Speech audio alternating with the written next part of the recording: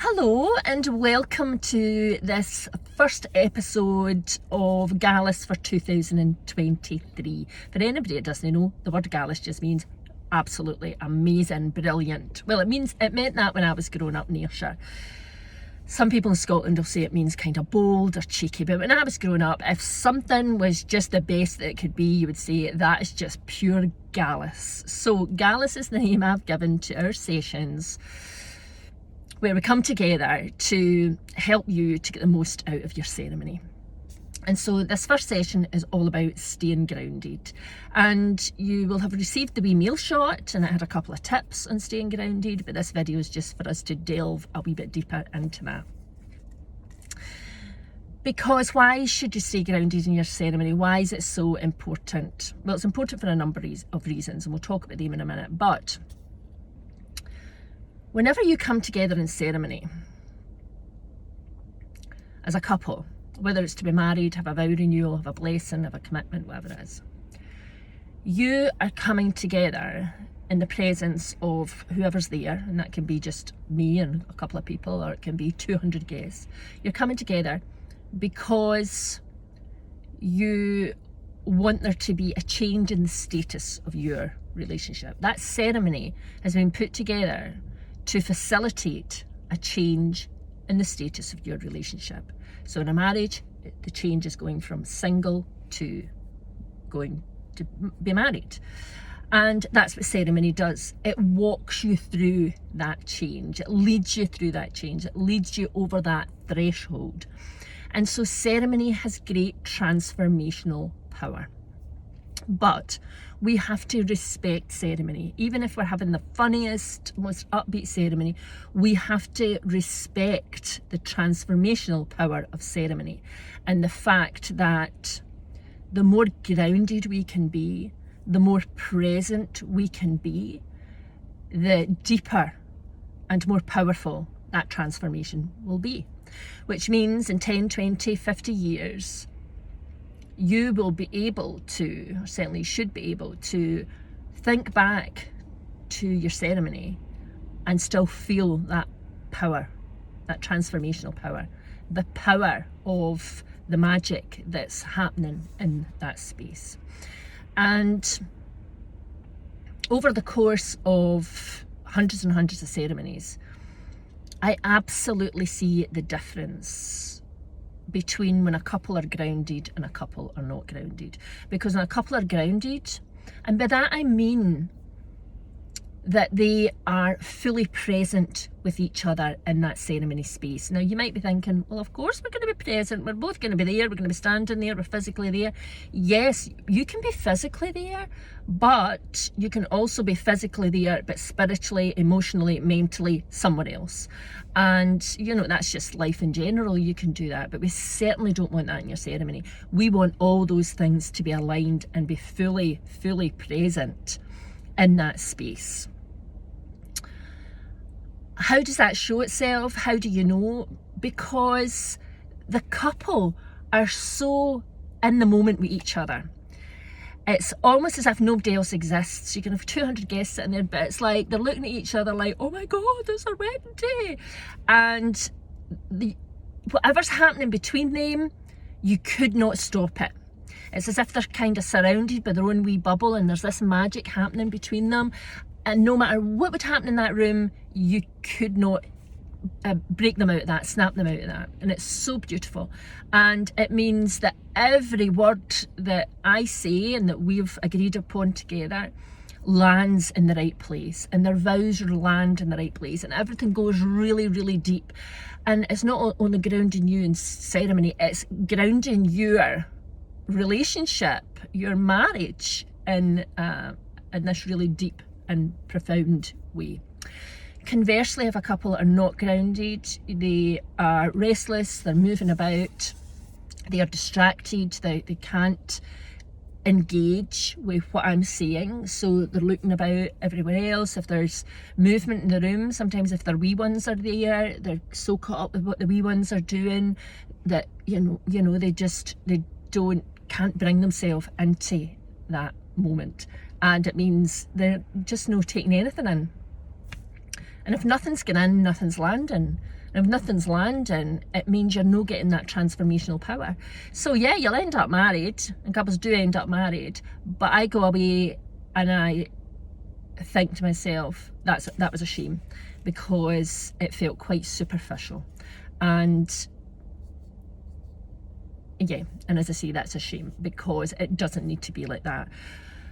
But in order for it not to be like that, you need to be thinking about how you ground yourself, how you come into the moment, how you bring yourself to ceremony. The other reason it's really important is because if I'm grounded and I'll be grounded, if I'm grounded and you're grounded, that will ripple out to your guests, and they will feel anchored in your ceremony, and you will have them in the moment with you throughout. If you don't, if you're restless and you're moving about and that energy's you're floating about up here somewhere, that will ripple out to your guests, and I can see them starting to disconnect, and they start to think about what they're doing in the coming week, or the holiday they've got coming up. And once we lose your guests, it's virtually impossible to get them back. Unless I stop the ceremony and say, everybody, let's just come back into the moment. It's very, very difficult. So it's hugely important to think about that, and to think about how you're going to bring yourself into the moment. How can you do that? Well, I gave you 3 wee tips on that sheet. So the first one was to engage, and that's just what I've been saying. Engage with your ceremony. Engage with every aspect of it. Read the mail shots, watch the videos, come along to the sessions, because the more you can think about your ceremony, and the more you can, because couples by and large I find are really good at engaging with other aspects of their ceremony. So it's maybe the catering, or the flowers, or the photography, or the dresses and the kilts, or whatever. They're really engaged with that. They get excited about that. So it's in their awareness. But their ceremony is kind of like, we've paid you the money, you're the expert, you go away and do it, and you can just lead us through it. I can do that, I can absolutely do that, but you're not going to get the best ceremony that way. You get the best ceremony when you engage and ask me questions and say to me, can you talk us through the ceremony again? What's it going to look like? Let's have a Zoom call. That's what's going to help you to really be grounded. The second tip was about reflecting on why. Reflecting on why you're having this day. Reflection on why you've invited the people you've invited, why you've chosen the venue you've chosen. I'm sitting outside the Radstone Hotel, where I'm going to meet a couple who are getting married here shortly. And, why did you choose that? Did you just go in and it landed? The energy was just right for you? Reflect on all the different aspects. Reflect on the things that you want to have in your ceremony. So if you tell me you're going to have readings or poetry, why are you having them? Why are you choosing the people that are going to read them? Really reflect on what's important in the day, which is really love, family and friendship. Reflect on that. Reflect on your journey together. And everything that's brought you into this moment. The more you can do that, the more you'll be anchored in your ceremony. The last one I spoke about was ensouling your ceremony. Now, that just means bringing love into your ceremony, but in every aspect. So I'm always looking at ways that I can, have I got something on there? Oh no, it's on my phone. I'm always looking at ways that I can ensoul ceremony. So most of you will know I never bring in any kind of plastic or any cheap stuff or everything's bought with care and thought and attention. And so I'm foraging in antique shops looking for ceremony items that have a story behind them, that have history behind them, that have love behind them. And you should do the same. So if you're writing your own vows, don't just print them out on about A4 paper. Get some beautiful paper, some old antique paper, or some beautiful paper, and handwrite them, or get creative. Go to Hobbycraft and get creative and make beautiful scrolls, so when you open them up, they bring love into the room. Your rings, please don't just put your rings in a Tesco bag and give them to the best man and he brings them up to me like that. Those are the pieces of jewellery that you're going to wear that every day, every moment of every day are going to remind you of the vows you've made together. So if you're going to have them taken into the ceremony space, do it properly. Put them in a beautiful wee box, or make up sit and sew a wee bag, or just bring them in a way that says, we have given thought to what we're doing. We recognise how important these items are to what's happening here, and so we are honouring these items in the best way we possibly can. If you're bringing whiskey glasses or quakes in or anything like that, again, don't just have somebody dump them in the ceremony table. Get whoever's going to be there, one of your mums or your granny, to bring it and to place it on the table with love and with care and with attention. So that's ensouling your ceremony. And the last one is to think about on the day, because on the day can be quite chaotic for a bride and a groom the hours before. Often I'll go into a bride's room and it's just chaos, and there's lots of noise and the energy's all bouncing off the wall, and it's not usually the bride's doing, it's usually everybody around about her or him or whoever it is, because they're super excited and their energy's woo, but they're shouting, oh, where's this, and somebody needs that, and somebody wants to talk to you, and something, and pulling the bride and the groom in all different directions. So bride and groom, you have to work out a way to avoid that.